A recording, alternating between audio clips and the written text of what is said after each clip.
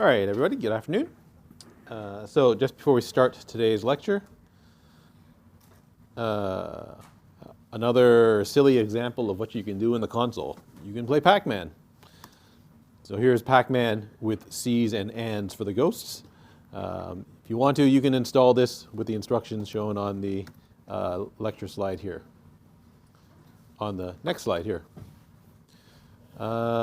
The fact that that works in the console is pretty amazing because the console is really designed for you to type in one line of code, one line of text, then press enter. So the fact that you can redraw the screen and have stuff moving around is actually fairly impressive. Okay, so today's lecture is to very briefly talk about the history of Linux and Unix, and then probably start to talk about the file system. All right, so Linux is, this thing that we call Linux is actually what's called the kernel of the GNU Linux operating system. So the kernel is the part of the operating system that talks to the hardware. All of the tools that surround the kernel, so all of the command line tools that I've shown you that are also part of the operating system, those are not part of the kernel.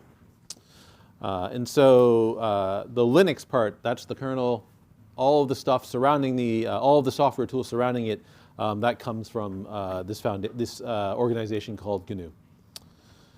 So Linux is actually modeled on something called the Unix kernel. The Unix kernel still exists today, but most of you probably will not have seen it, and most programmers probably do not currently interact with it. So if you click that link there, that actually tells you about the history of Unix. For computing people, it's actually quite important. So Unix was an operating system developed in the starting in the 60s and 70s at Bell Labs. It became one of the first portable operating systems. So portable meaning you could take it from one computer and run it on another computer. And the reason that happened, the reason that eventually happened is because it was mostly written in C. Now do I have pictures here of what the stuff actually ran on? Oh, here we go. Okay, so we'll get there eventually. Okay, so back in the 70s, 60s and 70s, computers did not look like what they look like today. They basically occupied the size of a room, very expensive, so an ordinary person would not own one. And in fact, an institution like a university would be lucky to own one. So they were way too expensive for individual users. All right, so as technology advanced, so in the 80s, we eventually reached the state where you could actually buy a computer that would fit on a desk and would be affordable for an ordinary person. By affordable, it's still quite expensive. But it was starting to become feasible. So in the 80s, this guy named Richard Stallman, he started the GNU project, and his goal was to create a free Unix-like operating system. And so he did not, there's a lot of things going on with Unix at that time. One of the issues was that it's very expensive. And so just to buy a Unix license would cost you around $20,000 back in the day, which is about $100,000. Well, sorry, it's a lot of money today. So he had this idea that he would like to create a free operating system that anybody could use, and he wanted it to be a Unix-like operating system. And so him and his group started to create the tools needed for developing the kernel. So they started to write a compiler and all of the other associated tools that you might need or would want to do some software development. But he didn't actually have a kernel. There was plans for a kernel. So the kernel that GNU creates is called Herd. They only recently, fairly recently, actually released a finished kernel. I don't know if anybody uses it. Anyway, in 1991, there was this Finnish graduate student, so a master's student by the name of Linus Torvalds, and he decided that he would also like to develop a free operating system, this time for 8386 processors. So you've probably never heard of these. This is the predecessor to your Intel processors that are currently in many of your laptops or computers. Right, so what do we have now? Now we have, I guess what are they called now? I don't even remember what the Intel processors are called now. But this is one of the early predecessors to the current generation of Intel processors. And so he took the tools that the GNU organization created, and he started to write a kernel for it. He actually finished his kernel before GNU finished theirs. And so the two groups got together, mashed everything together. Linus provided the kernel. GNU provided the tools surrounding the kernel, and we ended up with the GNU Linux operating system. Okay, so today Linux is used in a lot of places. It's not really used on the desktop. So most people do not most people do not use Linux on the desktop unless you include Chrome OS. So that's the operating system that Google uses in their Chromebooks, and that is in fact a version of Linux. It turns out it's very popular because it's very cheap, and lots of schools in the US use it for, they hand out inexpensive laptops to kids. And so it turns out there are a lot of kids using Linux. Linux basically dominates in everything that runs the internet. So all of the cloud infrastructure, most of it is run on using Linux. All supercomputers that I know of are Linux-based. Android is a Linux-based operating system that runs on most smartphones in the world, except in North America where it's Apple OS. And embedded systems, so in devices that don't look like regular computers, Linux is a common operating system that runs in those types of systems. So it is used in a lot of places. You just don't see it most of the time, unless you happen to be one of the 4 or 5% of people that actually use it on your desktop. All right, you might see this term called POSIX. So POSIX is a specification for operating systems. More specifically, it's for how operating systems should how they interact. So you want to maintain compatibility between different operating systems. And so POSIX specifies a bunch of things that operating systems should do. Linux is not quite POSIX compliant, but it's close. Mac OS is POSIX compliant because Mac OS, in fact, is a version of Unix. And anybody that sells you a Unix operating system would also probably be POSIX compliant. All right, so we're going to be using this thing called bash in this course. And so to understand what bash is, you need to understand what a terminal is and how you interact with a computer through a command line interface. All right, so a computer terminal, if you click on that link, you can find out about computer terminals. So originally, they were electronic or electromechanical devices for data input and output. And so that thing right there is basically an old computer. So this would have been from the 80s, I would guess. Late 70s, 80s. So you have a keyboard. You've got what is basically a black and white TV, an old TV, all put together in a big box. Before that, you wouldn't even have the television, right? You'd have a mechanical device. So you'd have a keyboard, and this thing back here is a printer. So you could enter stuff in to your terminal via the keyboard. Any output that would be generated would be printed on a printer that's back here, so it would come out here. And before this, the way you would program a computer is you would use a punch card. And so here you can see a bunch of students sitting around these machines. There's a keyboard here, and there's this device here. This device here is punching holes in a piece of paper, right there. Right. That used to be part of what your computer program would look like. So you would type in your program in this machine. That machine would punch a bunch of holes in a piece of paper, and you would feed this paper to your computer. Actually, you wouldn't feed the computer to your paper. You wouldn't feed the paper to a computer. That's a program right there. It's just a stack of cards. You would take the stack of cards, you would hand it to the computer operator, and the computer operator would feed the cards into the computer overnight, and then the next day you would come and pick up your results, assuming your program was actually correct. You can imagine what would happen if this program has a bug in it, right? You wouldn't know until the next day that something went wrong. And you would have to go in and regenerate all of your punch cards all over again. So this is the way that you'd used to have to program a computer. There might be 1 or 2 professors around in computing science who actually learned how to do this. I'm not one of them, so I'm a little too young for this. But you might find probably one of the professors who was close to retirement who actually learned how to program this way. And they'd be able to tell you all sorts of stories about this. All right, but we have these things called terminals. And so today they're still used. It's just that they're virtual, so they're no longer physical. So your terminal becomes a program that you interact with through your keyboard and your monitor. Right, and so, where to go? That thing there is a virtual terminal. Right, and the reason, one of the reasons it looks like the way it does is because of where it came from. Right, it used to look like one of these things here. Okay, so your terminal is that piece of software that lets you interact with the operating system. Inside the terminal is a program called the shell. And so the shell is the program that interprets text to determine meaning. Right? So in other words, when you start to type stuff into your terminal, there's a program, and you press enter, there's a program that runs that looks at what you typed in and tries to interpret it as something meaningful. Right? So where does your text come from? Well, it comes from your terminal, right? It comes from your keyboard. And there's many different shells. So if you click on this link here, if you click on this link here, there you go.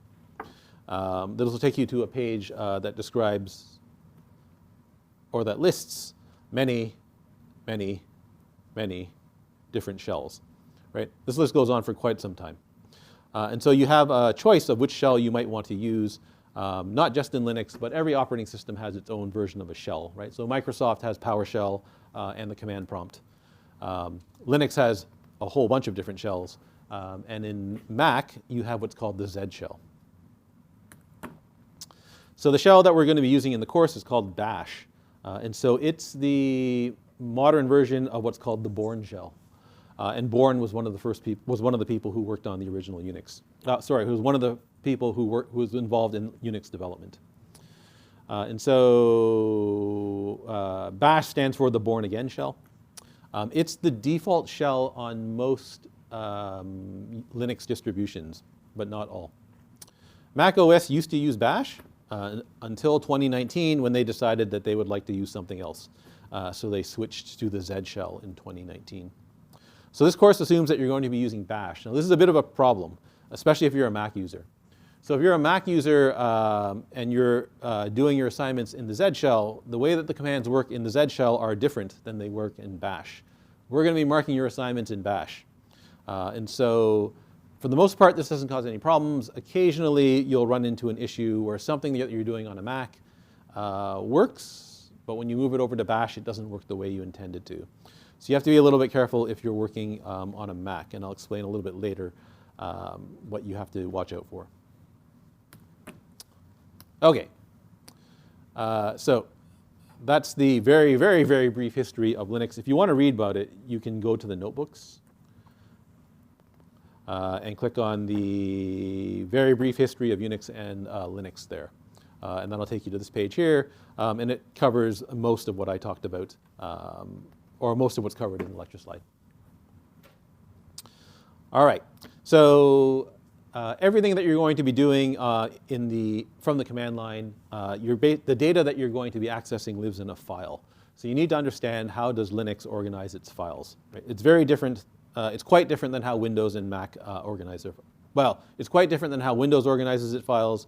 It is a little bit different than how Mac organizes its files. Right? Okay, so the thing called the file system is the part of your operating system that controls how data is stored and retrieved. Right? So when people think about file system, they normally think of their disk or their permanent storage on their computer. Right? So nowadays it's a flash drive of some kind. You might have a hard disk in your computer, although it's probably pretty unlikely. But whatever physical storage you have in your computer, that's controlled by your file system.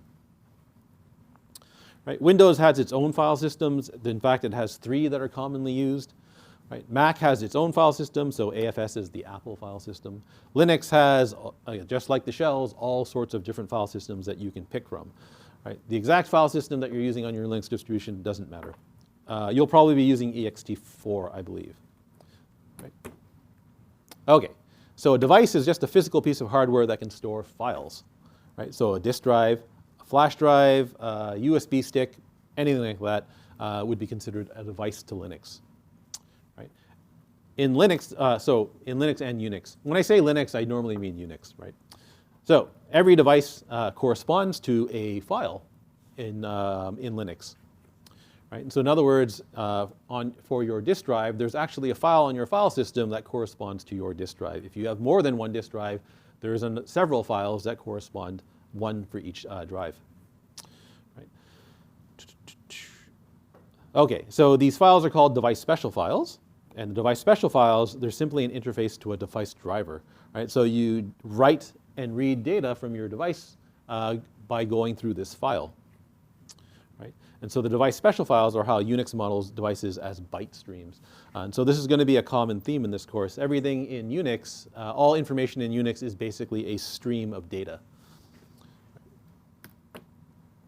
All right, so we need some way to think about files. And so what I'm going to tell you is not exactly how, well, actually it's not at all how the files are actually stored on your device, but it's sufficient for our purposes. Okay. So the contents of a file, it's just data, right? So everything on your computer is zeros and ones, right? It's all bits. And so your operating system has a file system that provides you with some abstraction of how to access your storage, right? And so you can imagine that your disk drive or permanent storage is just a giant array. Right? That's not actually what it is, but you can imagine that's what it is, right? And so if you have a bunch of files on your disk, right, each file contains some data. You're just going to store that data somewhere in this giant array, right? And so the colors here correspond to different files, the data belonging to different files in this array, right? So the red block here, that's all the data belongs to the red file. The green block is all the data that belongs to the green file, and so on and so on and so forth, right? Your operating system, file system, manages this information. Right? So when you asked for information about the red file, the operating system knows where to look for information about the red file. Right? And so there's some information that the operating system needs to store so that it can access the data for each file. Right? So what information might be useful, right, in order to access this red file? Well, you probably need to know where does it start. Right? So I need to know, if this is an array, I need to know that the starting index is 0, for example. Right? It's probably also useful if you know where it ends. So you need to know the size of that file, right? So for the blue file, it starts here, right? Its size is all of this, right? And there's a bunch of other useful information you might want to store with a file, right? You've all worked with files on your computers, I hope, right? So you know there's other information that's stored in a file, that's stored with a file, right?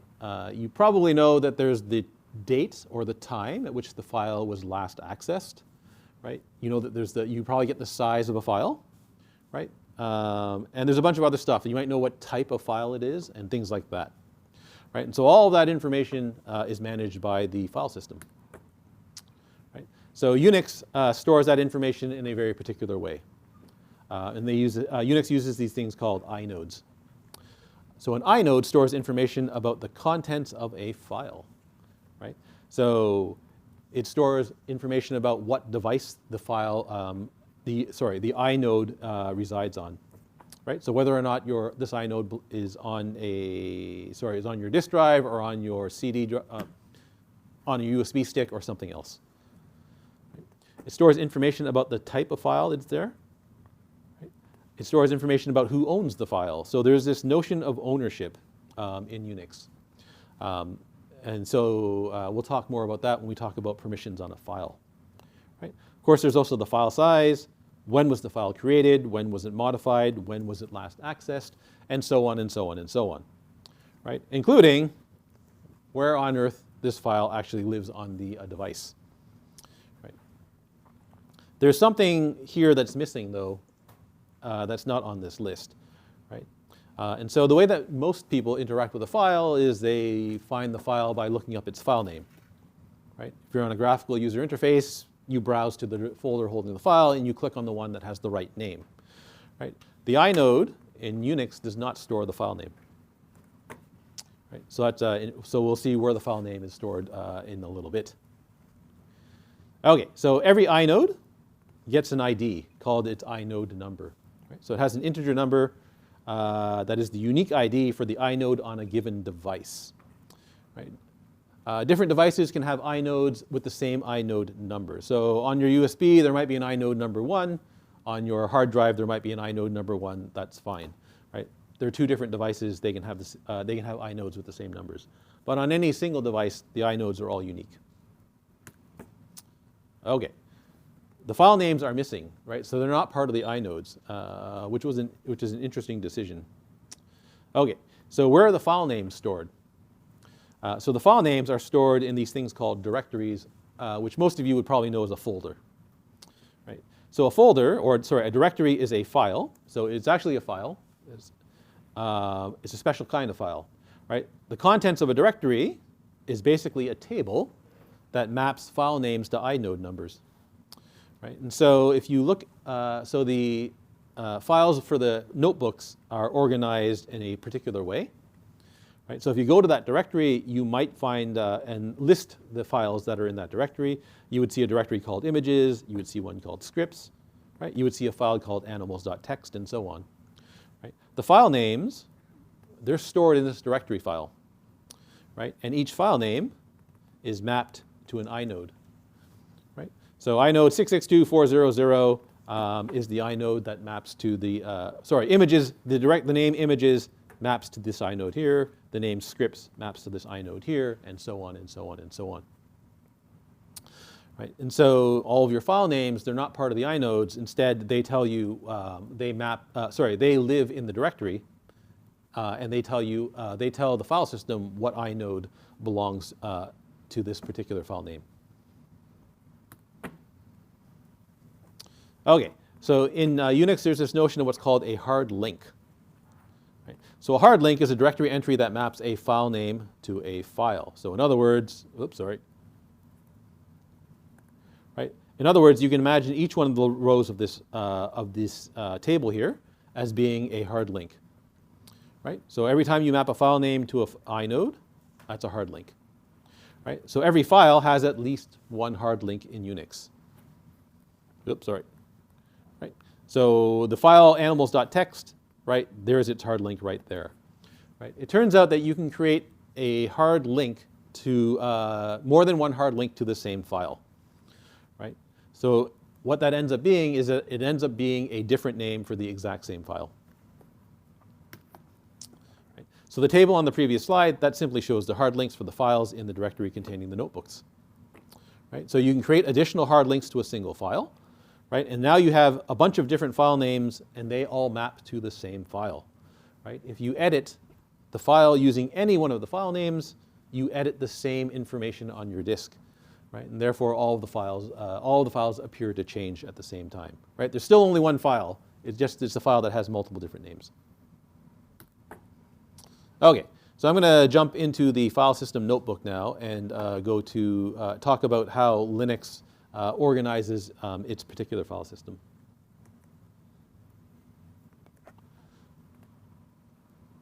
So you want the Linux file system notebook. And I'm just going to make this bigger so that you can actually read it. I just want to see if I can get rid of this menu. Show.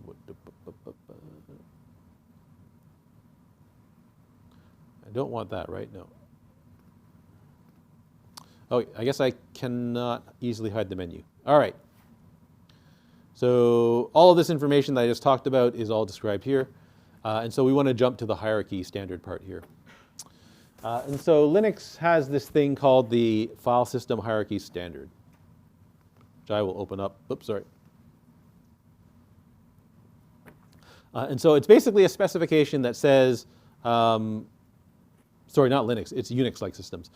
So it's basically a specification that says every Unix-like file system should have the following format. Okay, so at the very top of your file, so Unix uses a hierarchical file system. And there's only a single hierarchy for all of your files, right? So everything's kept organized in a tree-like structure that has a root, right? So the root directory has the name /, right? So it looks like that. So that's actually a directory name in Unix, right? So the single // on its own is the primary or root directory of the entire file system, right? People normally call it root. So if you ever hear root, then it either means the root directory or they mean the root user, which is the user that has administrator privileges on your system. Right? So the single slash is root. Now, somewhat confusingly, the single slash is also used to separate directory names.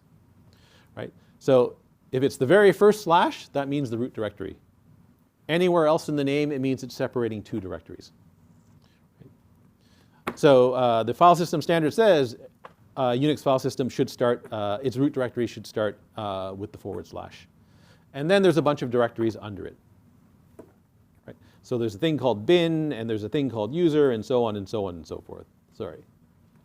You don't need to know all of the particular directories that are here. Okay. So we don't need to study this in great detail, but it is useful to know the main components of the file system hierarchy so that you can navigate through. You can navigate to your files and to some of the important operating system files. All right. So you can switch to the root directory by typing in cd, so change directory, then a space, and then the /. Right? It's not the /, right? Every year on the exam, there's people writing / on the exam. It's the /, right? Don't get the slashes mixed up. The direction matters, right? So /, so we run this, that switches to the root directory, right? If you want to see what's there, if you want to see what directory you're in, you can use the print working directory command, right? So print that, run that, and it tells you, well, you're in root. If you want to see what's in the root directory, well, just type ls and we can do and see what's there. Okay, so on my particular system, there's a bunch of things in blue and there's some in green, right? All of the blue files are directories, right? All of the green files are what are called links to directories. So there's a directory called bin, there's one called boot, there's one called dev, etc., home, and so on and so on and so forth. Most, but not all of these are part of the file system hierarchy standard. Right? The important ones here for us would be bin and home. Right? Okay. So we'll come back to exactly what's in these directories shortly.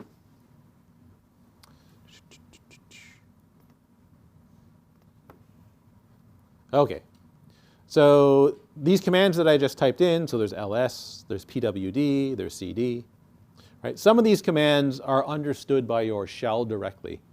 Right? So in other words, bash understands some of these commands, and bash is responsible for running these commands. Some of the other commands are not understood by bash. So instead what bash does is it runs a program that corresponds to the command. Right?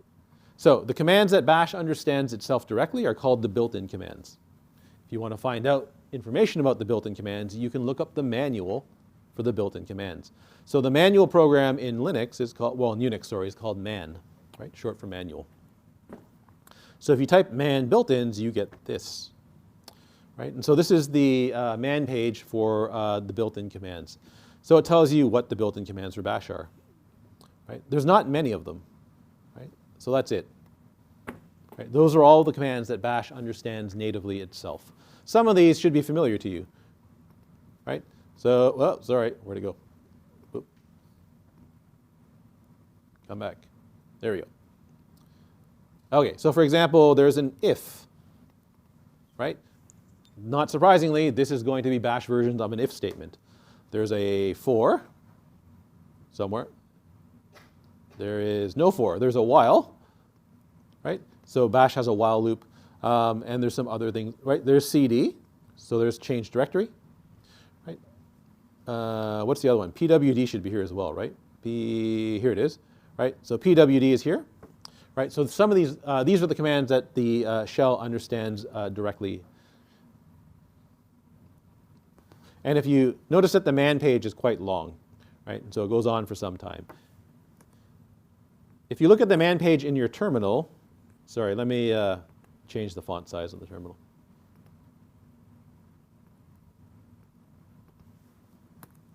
Okay, so man built-ins. So if you're looking at these in your terminal, it doesn't show you the contents all at once. So instead it shows you the contents one page at a time. And so you can press the space bar just to move forward through the man page. You can press the B key to go backwards. Right? And so you can see that there's a bunch of information, and it lists each command, excuse me, it lists each command and gives you a short synopsis of what the command does here. If you want to quit this, you just press Q.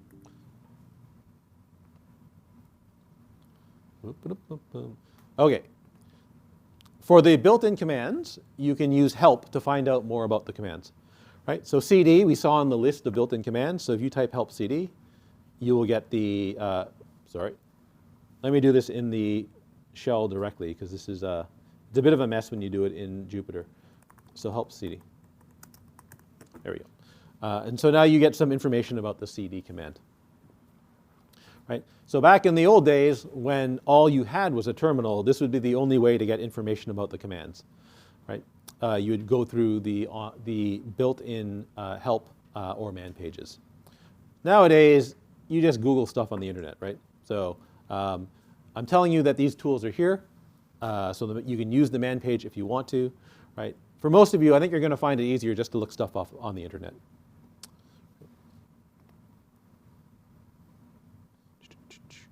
Okay, and so you can also ask for help for the print working directory. Now, if you try to ask for help for ls, it won't work. Right, so help ls, and it will complain. It'll say, hey, there's no help for ls. And that's because ls is not a built-in command. Right, so it's a command that corresponds to a program somewhere in your file system that gets run when you type in ls. So if you want help for ls, it man ls. Right, and there is the help or the man page for ls here. Okay, so the directory structure that's specified by the file system standard starts at root, right? And it's a tree, right? So underneath root, there's a bunch of directories, right? There's a bin, there's a home, there's a root, there's a user, and so on and so on and so on, right? So all of the directories are actually listed here, right? And there's a very short description of what's inside each directory, right? Inside bin, you'll find this says the essential command binaries. So stuff like ls, you'll find in the bin directory. Right? Home is the one that's most important to us. Note, also, it's optional. Right? But for us, home is where your home directory is going to be. Right? So on my computer, there's a directory called root, then home, then slash, then Burton. Right? So there it is right there. Right? For you, you just replace Burton with your username on your computer. Right? So again, how to read this? That's the root directory. Right? Underneath the root directory is the home directory. Right? Underneath the home directory is my directory. And then, of course, in my directory, there's a bunch of other directories as well. Right? And there's a bunch of other directories that are specified by this by the standard as well. If you want to list information about a particular directory and you don't want to change to that directory, you don't have to change to that directory. Right? So if I wanted to list information about the bin directory, right, all I have to do is specify the full path to the directory. Right? In other words, I need to specify its full name. Right? So starting at the root directory, right, I would like information about the directory called bin. Again, I'm not going to run it here because it's going to spit out a bunch of stuff, so I'll just run it here. Right, and you can see there's a whole bunch of files in here. All of these files are runnable programs. Right? And if we take a quick look, well, there's Pacman. I just saw it there. There's Pacman for console, which is what I ran at the beginning of the class. ls is here somewhere. There it is right there. Right? And many of the other commands that are available to type in at the command prompt are in this directory. They're not all here. Many of them are here. Okay, so this thing here, root bin, is what's called an absolute path name. Right here. So a path name of a file is simply a way that is a unique identifier for a file that tells you, is a unique location for a file on your file system, it can be the absolute path. So that, in other words, it can be the path name starting at root, right? Or it can be the path name starting from your current directory, which is called a relative path, right? So absolute paths always start at root, right? They always start with the root character. So this is an example of an absolute path name, right? That's the absolute path name of the root directory. So root bin is the absolute path name of the bin directory, right? Root bin /ls is the absolute path name of the program ls, right? So in other words, ls lives in the directory root bin. This is inaccurate, but never mind, it's fine. Assume there's a user called sys220 on my computer, right? Then that file name there, so root home /sys220/sys220/notes/bash/filesystem.ipynb, that is the name of the notebook that I'm currently running, right? So absolute path always starts with the always starts at the root directory, right? Now, if you have lots of directories, and you typically have many directories, right? So if I go back to my home directory, you can see there's a 2025 directory, and inside there, there's going to be a bunch of stuff, right? This is where the notes are. Sorry, this is where my teaching files are, right? So in sys220, I can see the notes, right? And so on and so on and so forth, right? Notice that if I print out that absolute path, it's starting to become quite long, right?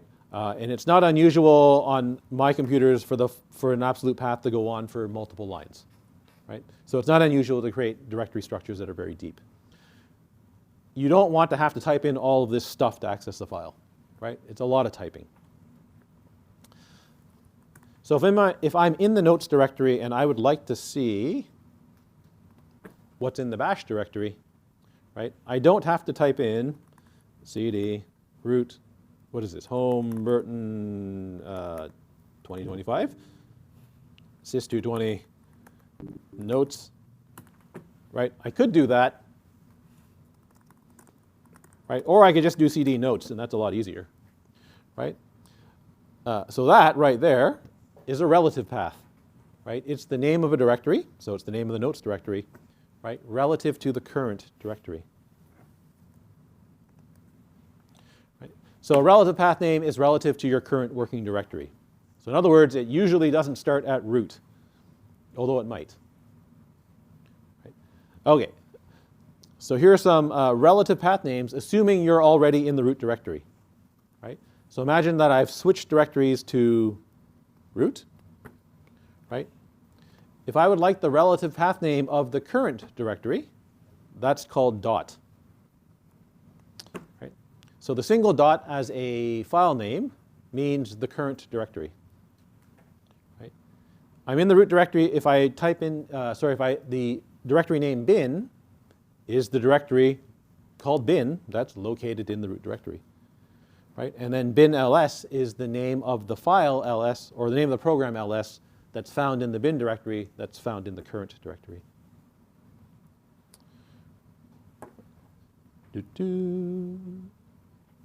So let's go back to the console.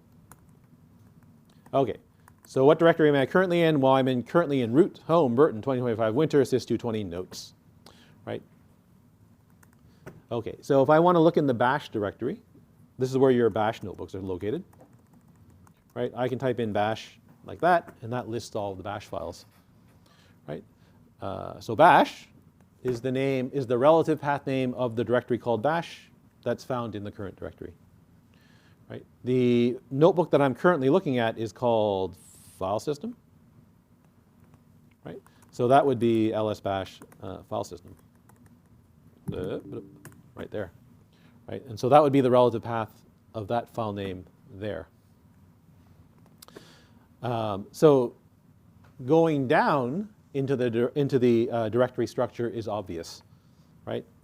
If I want to look in the C directory, I just type in lsc, right? And that tells me what's in the C folder, right? How do I go back up in the directory, right? Because remember, we're in a tree. So if I want to go up to the parent directory, how do I do that, right? So the parent directory to the current directory is ... right? And now I'm back up into syst220, right? So I was in notes, right? I've gone up to the parent directory, which is syst220, right? So dot dot is the relative path to the parent directory of the current directory. Right? Dot dot, parent directory, dot, current directory. Right? Okay, so any command in bash that accepts a file name, you can either use an absolute file name, the absolute path name, or you can use the relative path name. Right? Normally it doesn't matter. Okay, so if the current directory, working directory is the root directory, right, then you can list the contents of any directory using a relative path, right? So this wants me to go to the root directory, go to the root directory, and then list the contents of home, right? And you can see that my user directory is underneath the home directory, right? Similarly, right, so that's using a relative path. If I wanted to, I could use an absolute path. Right, so I can write root home as well, like that.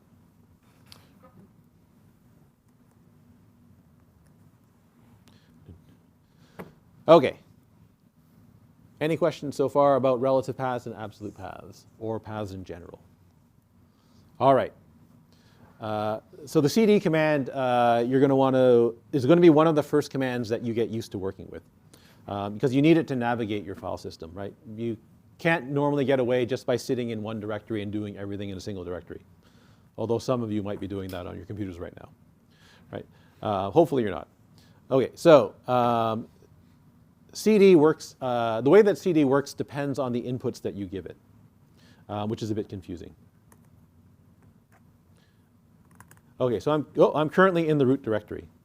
So if I type cd on its own, right, without any further arguments, right, it switches to my default, it switches to my home directory. Right, so now I'm in home burden. Right, so on its own, switches to your home directory.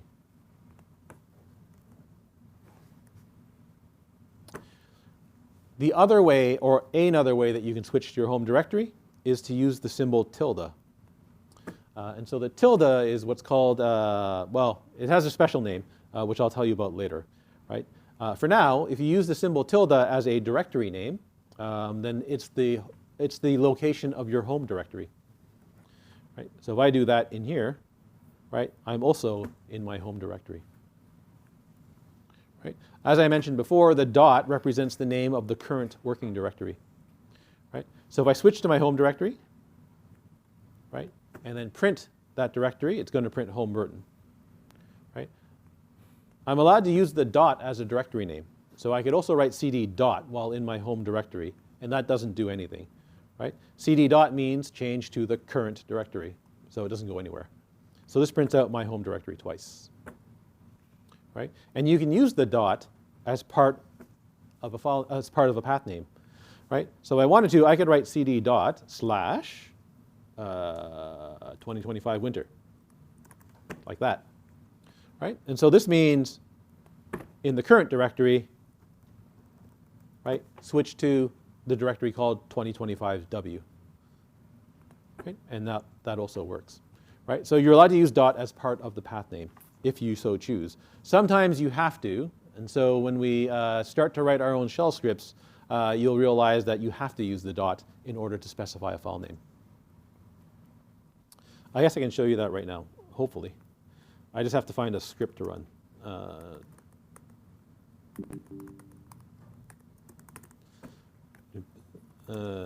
Scripts.